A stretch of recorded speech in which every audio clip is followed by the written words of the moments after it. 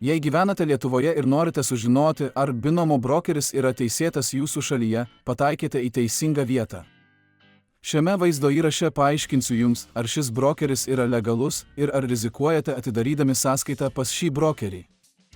Žiūrėkite iki galo, nes ne viskas taip akivaizdu. Pereikime prie esmės.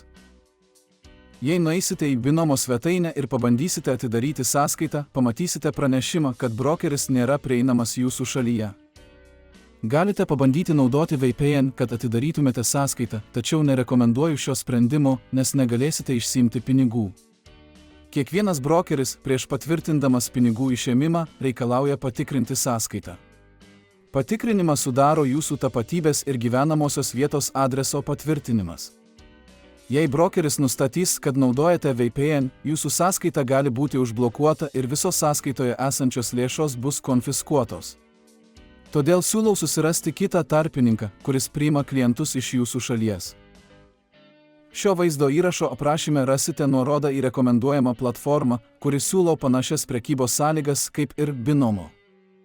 Mano rekomenduojamas brokeris turi puikią prekybos platformą, platų turto asortimentą ir minimalų vos 10 VST indėlį.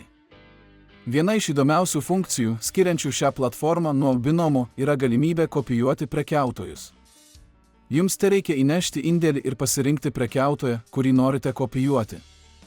Turite visą informaciją apie prekybos istoriją, todėl galite priimti pagrįstą sprendimą. Galite atidaryti nemokamą demonstracinę sąskaitą, o jei tai padarysite iš aprašyme pateiktos nuorodos, gausite 50% premiją už pirmąjį indėlį.